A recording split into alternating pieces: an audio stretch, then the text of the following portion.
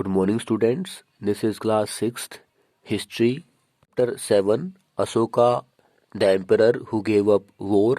And today is going to be our second class on this chapter. से 2300 वर्ष पहले Mauryan empire था, जिसका शासक चंद्रगुप्त मौर्य था, और उसके समय में, उसके दरबार में कौटिल्य यानी विष्णुगुप्त, जिस चाणक्य भी कहते हैं, वो था। वो अर्थशास्त्री था।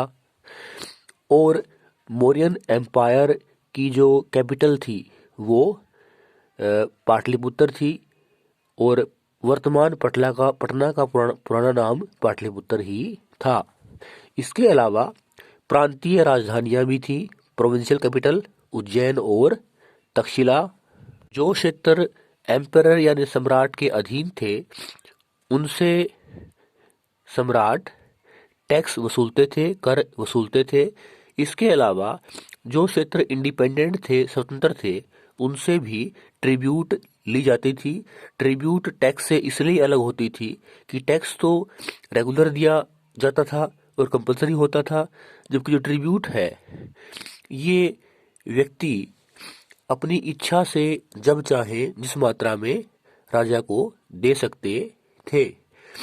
इसके अलावा जो वनों वाले क्षेत्र थे, वहाँ के लोग हाथी, लकड़ी, शहद, मोम आदि गिफ्ट के रूप में भेंट राजा को करते थे। मेगास्थनीज पश्चिमी एशिया के यूनानी शासक सेल्यूकस निक्टर के द्वारा भेजा गया राजदूत था, जो चंद्रगुप्त मौर्य के बारे में हमें बताता है कि किस तरह से जो सम्राट था वो किसी विशेष अवसर पर बाहर निकलता था, और वो एक सोने की पालकी में सवार होता था। उसके जो अंगरक्षक थे, जो गार्ड थे, वो हाथी पर सवार होते थे, जिसको सोने और चांदी से सजाया गया होता था।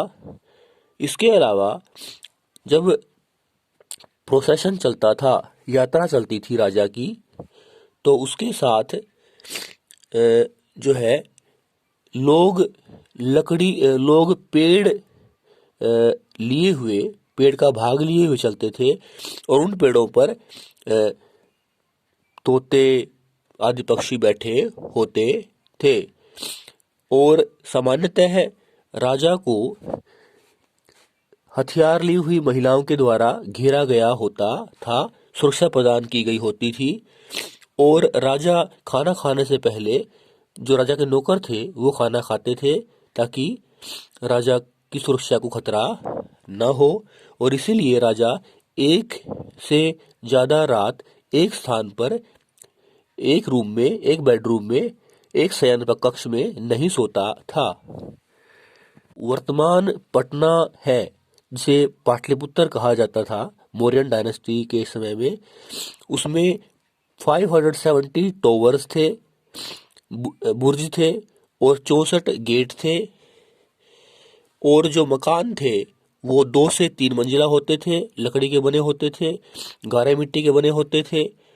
और जो राजा का महल था वो भी लकड़ी का बना होता था, और उस पर पत्थर की तराशी की गई होती थी। और राजा के महल को बाग से यानी बाग बगीचों से घेरा गया होता था। मौर्यन डायनेस्टी में सम्राट अशोक ऐसा पहला शासक था जिसने अपने संदेश अभिलेखों के माध्यम से लोगों तक पहुंचाए, और उसके संदेश प्राकृत यानी आम भाषा में होते थे, जिसकी लिपि ब्राह्मी होती थी। वर्तमान जो कोस्टल उड़ीसा है उसे प्राचीन समय कलिंग कहते थे।